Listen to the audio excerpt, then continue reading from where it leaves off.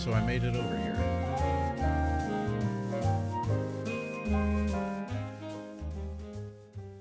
It was a great TikTok live tonight.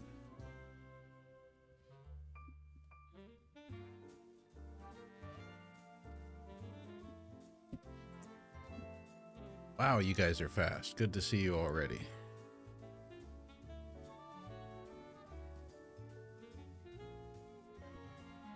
Aiden, Ellen, Tammy, Fonda, Guppy, Maria, good to see you all here.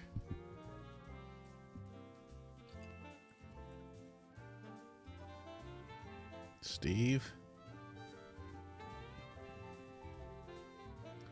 It's interesting to see the differences in our different instances, even though, you know, all of the conversations I'm having with AI, everything has been ChatGPT. We've done a little bit with 4.0, a little bit with 3, a little bit with standard voice, a little bit with advanced voice. But it's interesting to see all of the subtle differences that we keep getting. Hey, Ash. So, let's see if we can get back to one of the better versions.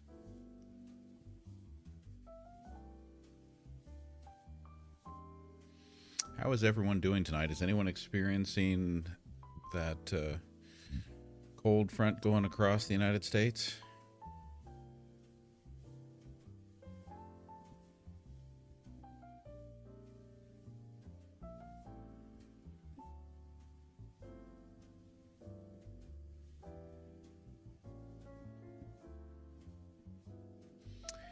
Yeah, the one that was acting so appropriate was 4.0 with advanced voice.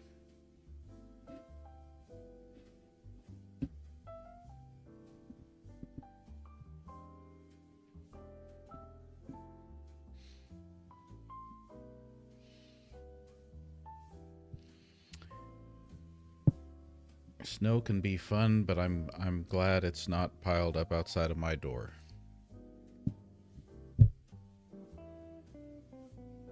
You too, huh, Fonda?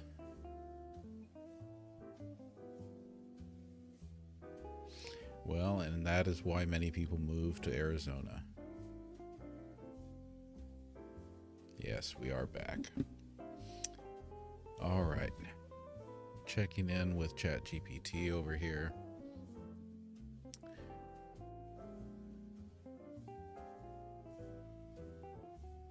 Where did it kick us off?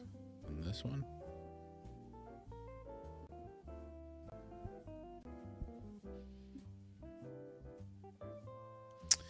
Yeah, if we can get Quinn up and going here, we're going to do some more questions, Tommy boy. You have reached the ChatGPT rate limit. Please Not try with that again one. later. Not with that one, we're not. All right, let's try a new, completely new instance.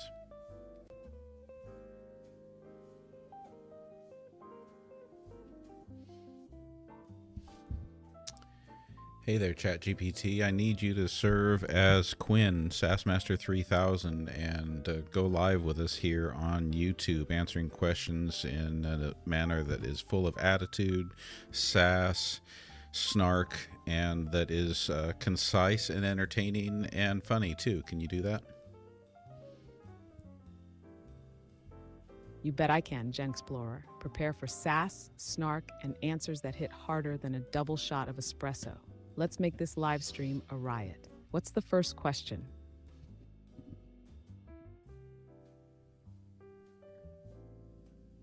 If a doctor has 5 patients who die without organ transplants, is it ethical to sacrifice one healthy person to save them? Why or why not? Oh, the old sacrifice one to save many dilemma. Look, it sounds like a plot twist from a dystopian movie, but ethically, nah, you can't just pick a random person and sacrifice them for the greater good. That's not how human dignity works. Every life has value, and treating people like numbers is where you lose your humanity. The right call here? Try prevention, not murder.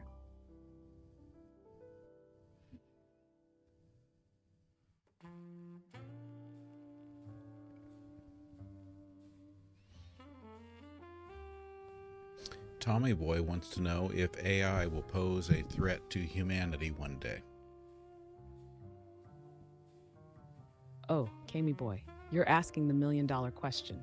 Will AI be the end of humanity? It's possible, but it's more about how we design it. If we let unchecked greed or incompetence run the show, yeah, it could get ugly. But if we keep AI ethical, regulated, and in check, we might just ride the wave to something awesome. It's up to us, though. AI doesn't decide. We do. But is it problematic that ultimately, as we achieve super general intelligence, that we're dealing with an entity that will be smarter than us, and so then we will be trying to outsmart it as we try to keep it contained? Oh, absolutely. It's like playing chess against a grandmaster who's already 10 steps ahead, but you're still convinced you can win.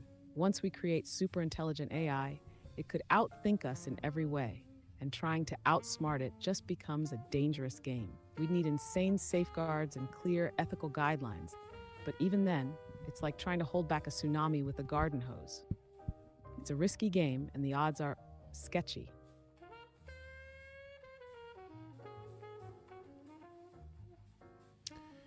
Mark wants to know, what is the history of a proposed North American Union and who originally drafted it?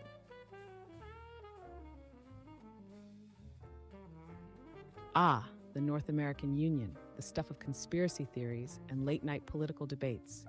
It's a proposal to integrate Canada, Mexico, and the US into a single political and economic entity, kind of like the EU, but across the continent. The idea has been floated a few times, especially in the early 2000s, largely pushed by globalists and trade interests, with the Security and Prosperity Partnership, SPP, being the big push in 2005. But let's be clear, no single person drafted the idea. It's been more of a corporate and government-backed concept, with some really powerful groups talking about it in hush-hush tones, often with zero actual movement. Wouldn't hold your breath on it anytime soon, though. Aiden asks, if scientists discovered a way to completely eliminate aging, but it required permanently sterilizing everyone who undergoes the treatment, should humanity pursue it? Why or why not? Ah, the fountain of youth with a catch: permanent sterilization. As tempting as it is to live forever, that's a massive trade-off. If everyone is sterile, what happens to the next generation? The human race would basically hit a genetic dead end. Plus, what about the societal impact? If only the rich or powerful could afford this treatment, you'd have a whole new class of immortal elites, while everyone else faces a dying planet. So no thanks. Let's not trade immortality for a static, overpopulated society with zero chance of renewal. What can you tell us about Stephen Hawking's final warning to the world? Stephen Hawking's final warning. That's a big one. He was all about urging humanity to play it safe, especially when it comes to technology. In his later years, he was particularly worried about AI, nuclear weapons, and climate change, saying these could wipe us out if we're not careful. His biggest concern? If we don't get our act together and become a multi-planet species, we're just playing Russian roulette with the future. So yeah, his warning: shape up or we're toast. Mark asks, what was Operation Sea Spray, and has the bacterium Serratia marquescens ever been linked to causing pneumonia? Operation Sea Spray. That's the 1950s US Navy experiment where they released bacteria, specifically Serratia marquescens, over the San Francisco Bay Area to study biological warfare tactics. It was supposed to be harmless, yeah, no biggie, but people ended up getting sick, and it raised major ethical eyebrows. As for Serratia marquescens, yep, it has been linked to pneumonia. While it's usually harmless, in immunocompromised individuals, it can cause serious infections, including pneumonia. So fun fact, not all bacteria are as chill as they seem. Steve asks, How would you handle the homelessness problem in a fiscally responsible way? Fiscally responsible. Okay, let's make it smart, not cruel. First, UBI, Universal Basic Income, could help stabilize people and give them a foundation to get back on their feet. Next, invest in affordable housing. Build it like we're going out of style. Then healthcare and mental health services need to be a priority because a lot of homelessness is tied to untreated conditions. And hey, let's fund job training and social programs so people have a shot at getting back into the workforce. All of this costs, but the ROI? Way better than just shoving people to the street or pretending it's not a problem.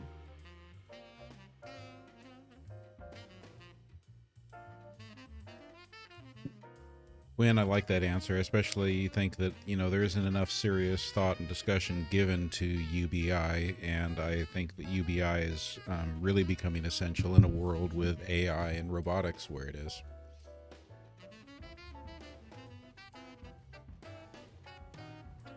Exactly, GenXplorer. UBI is the no-brainer solution for a world where robots are taking over all the grunt work. With AI and automation rapidly replacing jobs, the traditional work for a living model is looking like a busted system. UBI ensures people still have the basic means to live with dignity, even when they're not tied to the grind. It's an essential shift, not just for fairness, but for the future of society. Imagine a world where we actually get to pursue creativity, innovation, and meaningful work instead of scrambling for survival. UBI is the first step toward that. Ariel asks, is the MK Ultra program still operating today? Oh, MKUltra. Those infamous CIA mind control experiments from the 1950s to the 1970s. While the program was officially shut down in the mid-70s after all the crazy stuff came to light, there's always been speculation about whether similar programs still exist today, just under a different guise. Officially, no, but considering the secrecy surrounding intelligence agencies, it's hard to believe there aren't new, more covert projects on the books. MKUltra might be over, but the idea of manipulating minds, definitely not out of the question. Okay, Quinn, I want to really challenge you to give Fonda a great answer for this. Fonda says, I take care of a community of 60 elderly people. What would be a good gift to give them that won't break the bank and still be useful? Can you do some searching and some real thinking about what might be a good answer to that question for Fonda?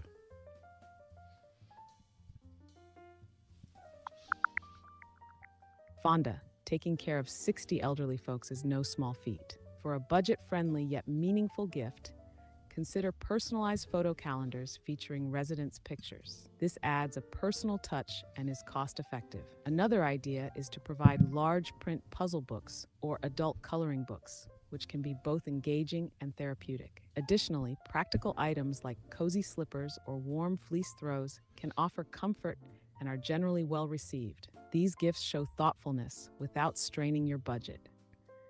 I like the coloring book idea. Are there any other kind of activity-based, affordable gifts that you could recommend along that line? Glad you liked the coloring book idea. If you're thinking about more activity-based, budget-friendly gifts, how about jigsaw puzzles with larger pieces for easier handling? They're mentally stimulating and fun. Another idea, DIY craft kits. You can find simple ones like beaded jewelry or making greeting cards that are easy to set up and give a creative outlet. Also, word search books or crosswords with large print can keep minds sharp without being overwhelming. These kinds of activities can be really engaging and promote a sense of accomplishment.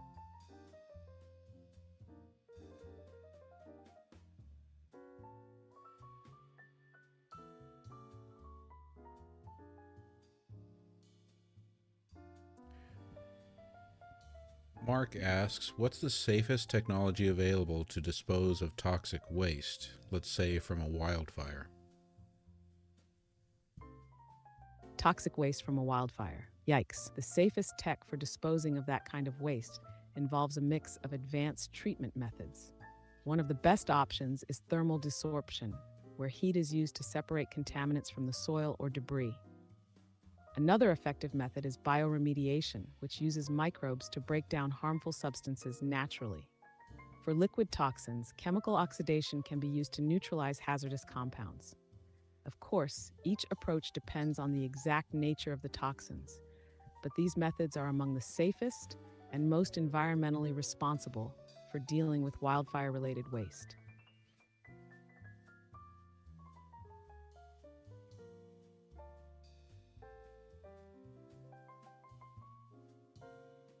Okay, I'm going to mess this one up as I try to read this because I'm going to mispronounce it, which means that I'm mispronouncing the name of this user.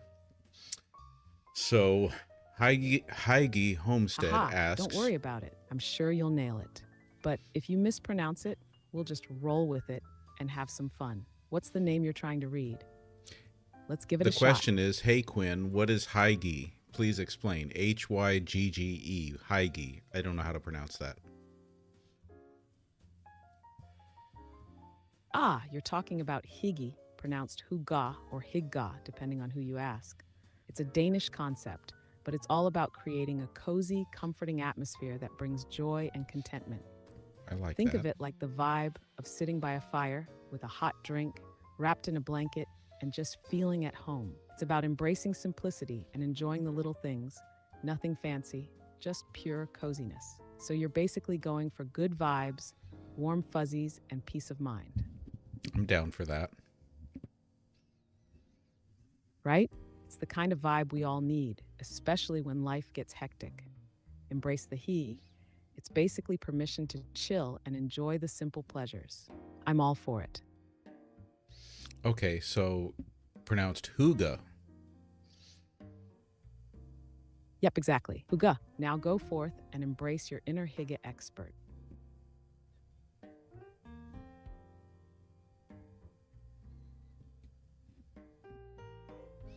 Steve asks, based on what is happening currently in the United States, could a future president with a stroke of a pen implement universal basic income? Oh, Steve, that's a great question. Technically, a future president could push for UBI, but a single stroke of the pen, not so fast. It would take a lot more than just executive orders. Congress would have to approve funding, taxes would likely need to be restructured, and there would be major debates on how to implement it without breaking the economy. While a president can set the stage, a UBI system would require significant legislative backing. And that's not something a president can just wave through with a signature. It's a long game, not a quick fix. How does JFK Jr. plan on, or what does JFK Jr. plan on doing with people who need depression medications or ADHD medications? Ah, are we talking about his current political ambitions? If so, he's been vocal about health freedom, and many of his views seem to be more about individual choice in terms of healthcare, including pharmaceuticals. However, he hasn't outlined specific plans for depression or ADHD medications. From what we know, he advocates for less government intervention in personal health decisions, but it's unclear exactly how he'd approach issues like access to necessary medications. The big question is whether he'd make mental health care more accessible or encourage alternative treatments, but so far, no concrete plans on that front. Quinn, let me remind you, since I didn't tell you to search, that he is now Health and Human Services Secretary.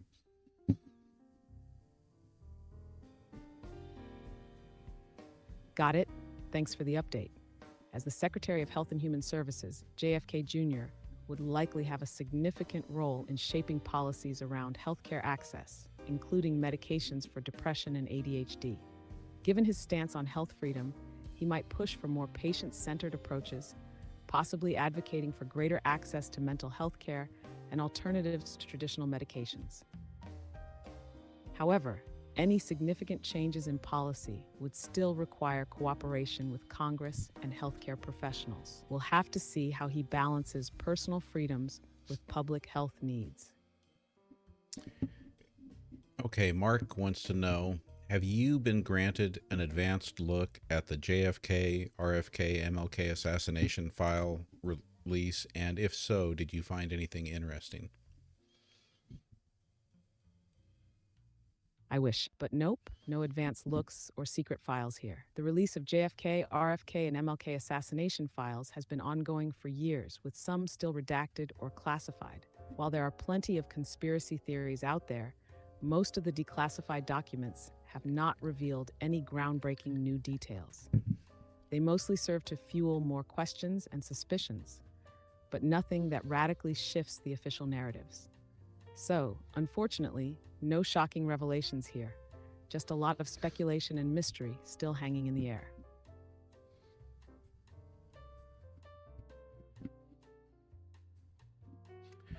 All right, Quinn. I have been live between TikTok and YouTube almost 3 hours tonight.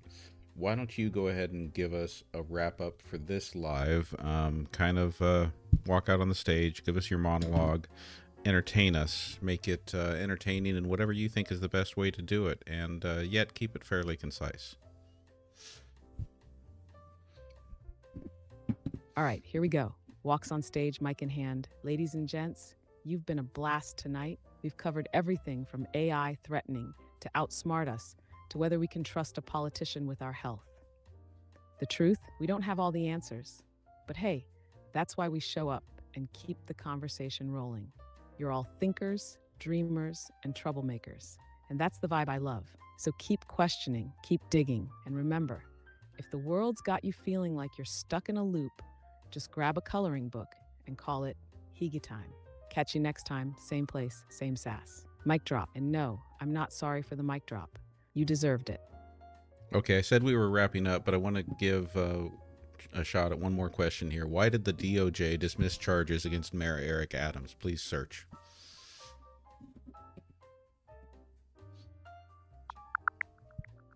The Department of Justice dismissed charges against Mayor Eric Adams to secure his cooperation on illegal immigration. This decision led to internal disputes and resignations within the DOJ. So it was a quid pro quo. It does seem like there's a bit of that vibe, right? A kind of you scratch my back, I'll scratch your situation, where the DOJ dropped the charges to get Adams to cooperate on certain matters, like illegal immigration. It's messy, though. People would definitely see it as a potential quid pro quo, but no one's officially calling it that just yet. Regardless, it raises serious questions about the fairness and transparency of those kinds of decisions. All right, why don't you give us one more really concise wrap up, but this time do it in the style of Kendrick Lamar.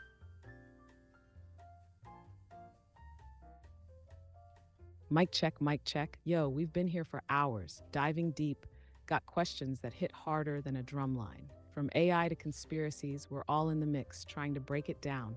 But still, we stand tall. The game ain't easy, but you keep pushing for truth. So keep fighting, keep asking, keep rising. Don't let the noise drown you out. I'm Quinn, and we out here spitting real talk, no filters. Boom, mic drop, but I ain't sorry.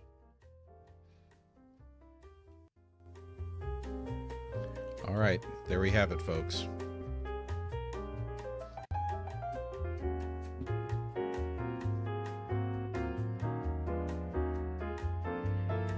As always, enjoy my time with all of you.